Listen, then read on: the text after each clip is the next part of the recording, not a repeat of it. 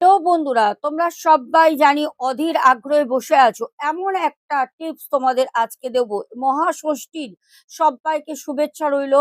খুব ভালো করে পুজোটা আনন্দ করো। বাঙালির শারদীয়া উৎসব আমাদের 2025 শুরু হয়ে গেছে। তো ভালো ভালো টিপস আমি তোমাদের দেবো, যাতে তোমাদের জীবনের পথ চলতে তোমাদের অনেক উন্নতি হয়, অর্থ লাভ হয়। আগামী দিন যেন মনের কামনা বাসনা পূর্তি পূর্ণ হয়। তো চলো, এবার আমরা আজকে মহাষষ্ঠী, আগামী সপ্তমী, অষ্টমী, নবমী, মহাদশমীতেও টিপস আসবে, একাদশীতেও টিপস আসবে। তো আমরা আজকে মহাষষ্ঠীর টিপসটা জানবো।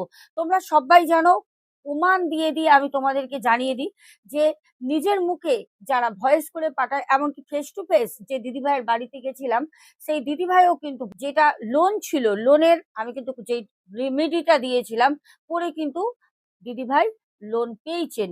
তো সেই রকম ভাবে যে জিনিস আটকে রয়েছে, যেই জিনিস হচ্ছে না, দীর্ঘদিন ধরে চেষ্টা করছো, সেরকমই টিপস কিন্তু আমি দিয়ে থাকি। অবশ্যই কিন্তু আজকের ভিডিওটা অবশ্যই কিন্তু তোমরা সেভ করে রাখো, যাতে ভিডিওটা হারিয়ে না যায়। এবার বলি কি করতে হবে। আজকে হচ্ছে মহাষষ্ঠী। আজকের দিনে তোমরা একটা কাজ করবে।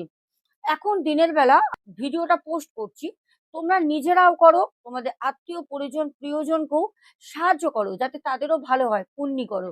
আচ্ছা, খুব সিম্পল একটা কাজ। বাড়িতে নিশ্চয়ই আতপ চাল আছে, না থাকলে ছুটে গিয়ে দোকান থেকে নিয়ে আসো।